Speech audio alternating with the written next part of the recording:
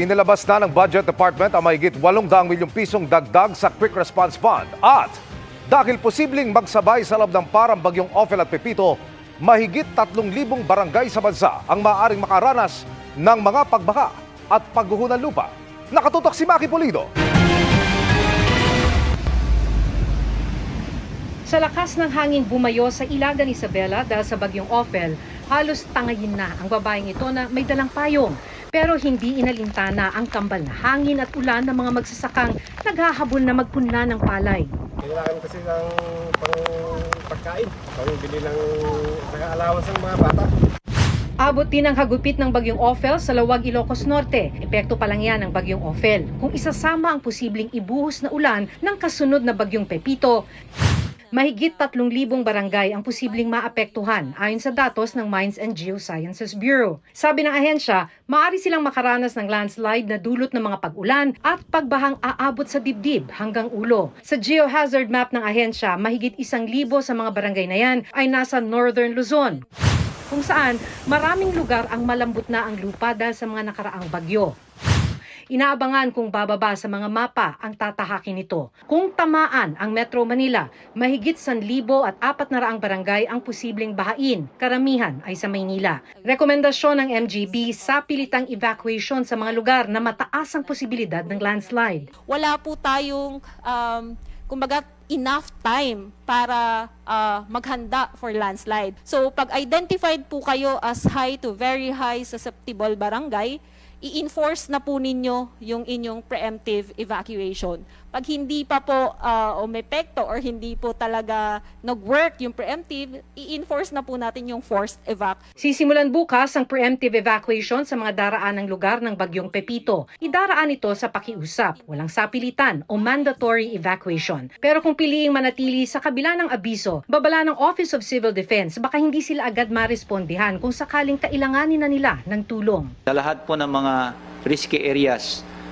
ito po yung mga uunahin na advisean na kapag sila ay winardingan na at inadvisean, dapat sundin nila dahil pagdating ng mga emergencies, ang uunahin po na sa search and rescue ay yung mga taong talagang sumunod. Sa susunod na 5 araw, mahigit 18 million ang maaaring maapektuhan. Halos 1 milyon dito ay mahihirap nating kababayan. Sa gitna ng sunod-sunod na bagyo, inirelease na ng Budget Department ang 875 million pesos na dagdag sa Quick Response Fund ng Social Welfare Department. Kalahati kasi ng inisyal na 1.75 billion pesos na pantugon sa mga sakuna ang naubos na sa mga nakaraang bagyo. Majority of that will go to the procurement of welfare goods, in the procurement as well of pre-packed goods. Para sa GMA Integrated News, Maki Pulido, nakatutok 24 oras. Alamin na natin ang magiging lagay ng panahon kasunod ng paglandfall ng bagyong Ophel sa Cagayan at inaasahang pagpasok sa PAR ng bagyong Pepito. Makakasama natin si Amor La Rosa ng GMA Integrated News Weather Center. Amor? Salamat, Miss Mel. Mga kapuso, sa gitna nga ng hagupit ng bagyong Ophel, isa pang bagyo ang nagbabadyang manalasa sa ating bansa. Naabot po ng bagyong Ophel ang Super Typhoon category kaninang umaga, pero ilang oras na nga nakalipas, bahagya rin po itong humina bilang typhoon. 1:30 ng hapon na maglandfall po yan kanina dyan sa may Bagaw, Cagayan. Nakataas ang signal number 4 dyan po yan sa Babuyan Islands, pati na rin sa northern at eastern portions ng mainland Cagayan. Signal number 3 naman sa Batanes, ganoon din sa natitirang bahagi po ng Cagayan, northern portion ng Isabela, northern portion ng Apayao, ganoon din po dito sa may northern portion ng Ilocos Norte. Sa mga lugar na nasa ilalim po ng signal number 4 at signal number 3, matinding malakas sa hangin po ang inaasahan dyan dahil pa rin po yan dito sa epekto nitong bagyong Ophel. Kaya doble ingat pa rin dahil mga matitinding bugso po ng hangin ang mararanasan. Signal number 2 naman sa western at eastern portions ng Isabela, ganoon ganun din sa natitirang bahagi po ng Apayao, Kalinga, northeastern portion ng Abra, eastern portion ng Mountain Province at pati na rin sa natitirang bahagi ng Ilocos Norte.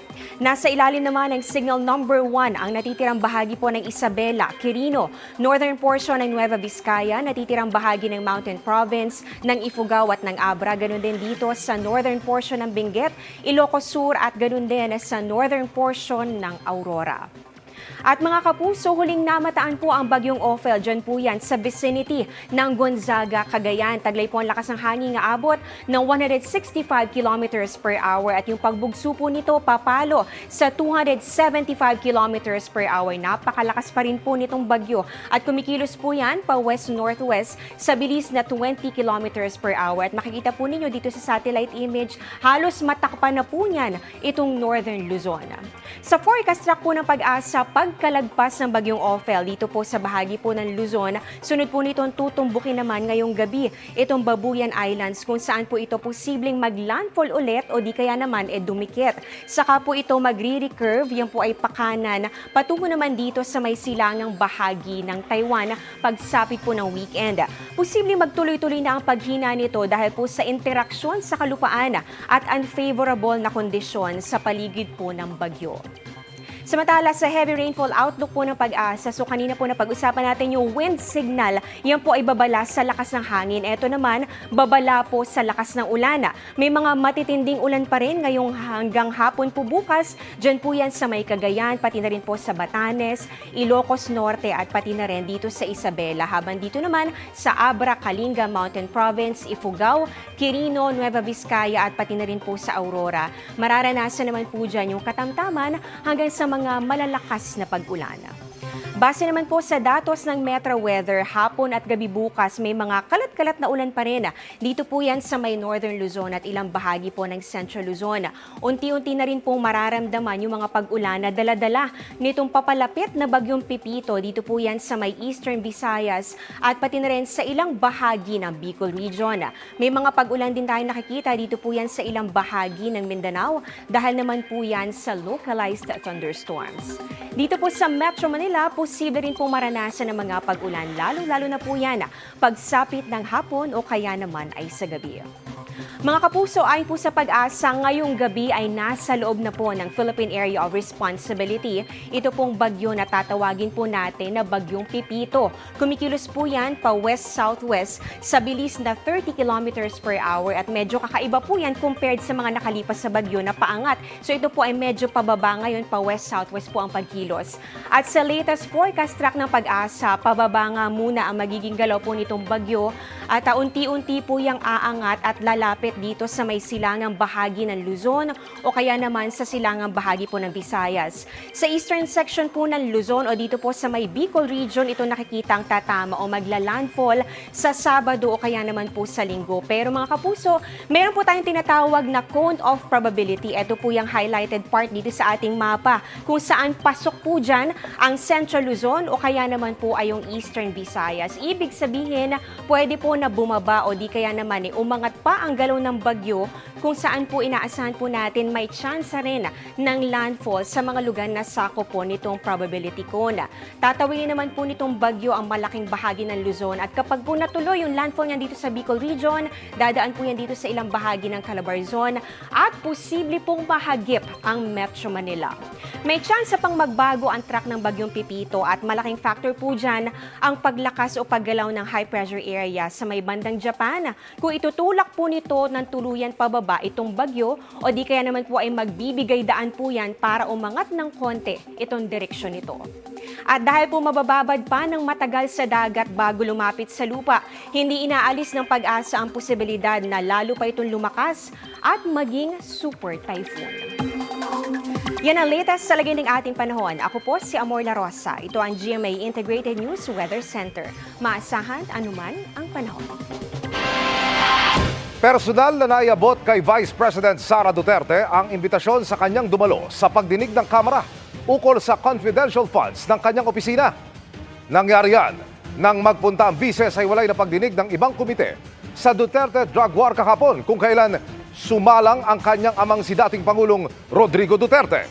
Dahil natsempuhan na ibigay sa kanya ang imbitasyon ng Committee on Good Government and Public Accountability na dumalo sa pagdinig sa November 20. Pumirma naman ang bise bilang patunay na natanggap niya ito. Mula Bagyong Marce hanggang Ophel at sa paparating na Pepito, tila hindi malaman na ilang taga Ilocos Norte kung paano makakabangon sa pagkasira ng kanilang mga ari-arian. Pati lang mag-aaral, 2 linggo nang hindi nakakapasok sa paaralan. Live mula sa Pagudpod, Ilocos Norte, nakatutok si Darlene Kai. Darlene? Mel, pabugso-bugsong ulan na sinasabayan ng malakas na hangin. Yan yung nararanasan dito ngayon sa Pagudpud, Ilocos Norte. Kaya kanina, inilikas yung ilang residenteng hindi pa nga tapos ayusin yung mga nasira nilang tahanan noong dumaan dito yung Bagyong Marce. Sa ngayon, ay nasa ilalim pa rin ng state of calamity itong bayan ng Pagudpud. Yung mga gamit dito, tinapon niyo? Sa isang iglap, burado ang kanlungan ng 60 taong alaala ni Nanay Jocelyn. Ang bahay kung saan siya lumaki, wala ng bubong, basag ang mga bintana at sira ang mga gamit dahil sa Bagyong Marce. Mahirap, ma'am. Mahirap talaga na walang bahay. Pero kailangang punasan agad ang mga luha. Lilikas na naman kasi sila dahil sa Bagyong Ophel. Ogot no, tumawat kam kumatitulong apo. Tulungan da kami kuma. Doon ay tayab ti balay mi. Ibubog ti balay mi. Akaasip ay ninanang ko. Ang hipag naman ni Nanay Jocelyn na si Josie, tinalian na ng kawayan ng pinagtagpitang pingbubong na naunang nasira ng Bagyong Marce. Ay, mahirap ma'am kasi nagbakwit kami kahit malakas ang ulan ma'am. At saka lumipad lahat ng mga bubong namin ma'am dito. Kami lahat, tignan mo naman ma'am, pati buhangin, pumasok ng buhangin ma'am. Hanggang tuhod ang buhangin ng loob na bahay namin ma'am. Dito sila lumikas sa Pasaling Elementary School noong kasagsagan ng Bagyong Marce. Pero maging ito, binayo ng hangin at malakas na buhos ng ulan. Durog ang mga reading center na mga tumpok na lang ng kahoy ngayon. Wasak ang klinik ng mga estudyante. Tuklap ang bubong, wala ng pader, sira pa ang mga gamit sa loob. Pati ibang parte ng eskwelahan, pinaguho rin ng bagyo. Mabuti na lang daw walang nasaktan. Nakadudurog po ng puso. Kasi po, eto, school, syempre, lahat-lahat mga bata dito po sila pumupunta. Pagkatapos na ng Marce po, hindi po nakapasok yung mga mag-aaral kasi po hindi po safe. 2 linggo nang hindi nakapapasok ang mga mag-aaral ng Pasaling Elementary School, kaya binigyan na lang muna sila ng mga module. Pero ang mga guro, pumasok pa rin para iligtas ang mga gamit ng eskwela. Syempre ma'am, malakas sa si Marce. Sabi nila mas malakas pa si Ophel po. Yun po kinakatakot namin, baka mas lalo pang masira po ang school namin, ma'am. Paano na, ma'am? Siyempre, kawawa po yung mga bata. Sa palibot ng bayan, bakas na bakas ang bangungot na sinapit ng mga residente noong binagyo sila. Ang seawall ng Barangay Poblasyon ang isa sa pinakamatinding pinsala sa bayan. Dating kalsada itong kinatatayuan ko, pero nang tumama yung Bagyong Marce, kita nyo naman, nauka yung kalsada, yung semento, nagkadurog-durog, pati yung seawall dito sa Barangay Poblasyon 1 ay nawasak din. Pag malakas po yung alon dito sa may along the shoreline, lalo na po dito sa may poblasyon, nakikita naman po natin na sobrang devastated na po yung seawall. So may possible po nakakainin yung mga bahay dito sa may community na to. Lalo na po tuwing may bagyo, matataas po kasi yung alon dito. Bagyong Ophel na ang nananalasa sa bansa, pero ang state of calamity na itinaas dahil sa epekto ng Bagyong Marce, hindi pa mabawi. Para yan magamit ang Calamity Fund, pero para saan pa kung ubos na raw?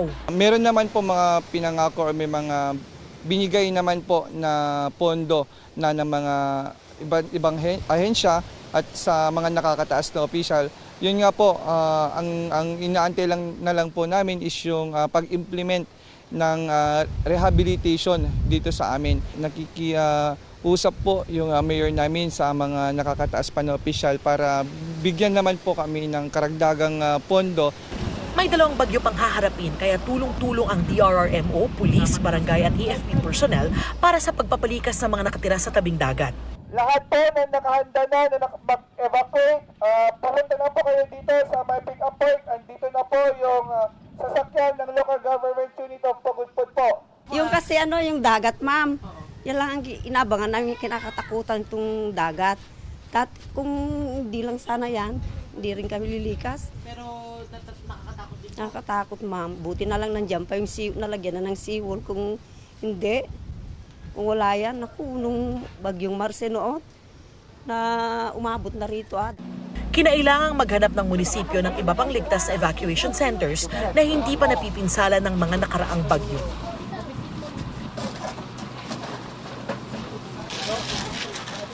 Mel, sa ngayon ay nakaalerto pa rin ang buong probinsya ng Ilocos Norte dahil nga dito sa bagyong Ophel. May evacuation o paglilikas na rin nangyayari sa ibang bayan tulad sa Adams at Bacara ayon sa Provincial Disaster Risk Reduction and Management Office. Yan yung latest mula rito sa Pagudpud, Ilocos Norte. Balik sa iyo, Mel.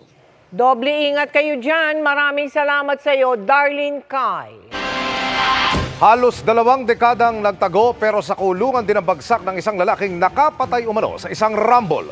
Ang pag-aresto sa kanya tunghayan sa aking eksklusibong pagtutok. Matropa kami ha. Sa IDG. May warrant of arrest ka ha. Dinakip sa bisa ng warrant of arrest ng CIDG ang lalaking ito sa Makati. 19 years siyang nagtatago. So sa pag-aakala siguro na hindi na siya hinahabol ng batas, siya ay umuwi ulit ng San Isidro. Kaway may karapatang manahimik at magsawalang tibo.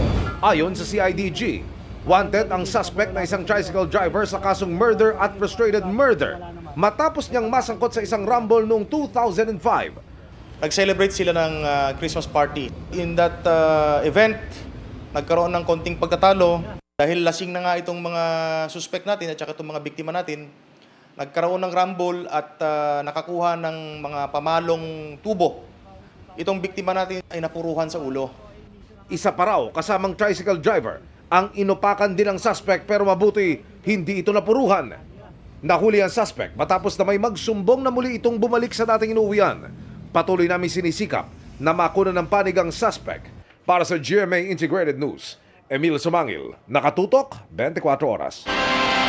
Nagkainitan at nagkahamunan sina dating Pangulong Rodrigo Duterte at dating Senador Antonio Trillanes sa Kamara nang maungkat uli ang umano'y tagong yaman ni Duterte na 2016 pa unang inusisa ni Trillanes. Ayon sa chairman ng dumidinig na komite, sapat naman ang paalala nila sa proper decorum sa mga dadalo sa pagdinig. Nakatutok si Sandra Aguinaldo.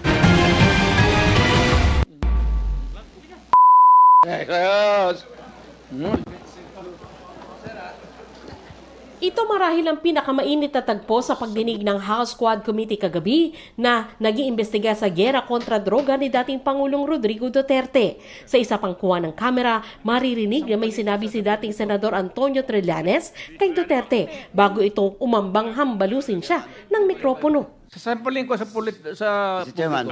session suspended. Session suspended.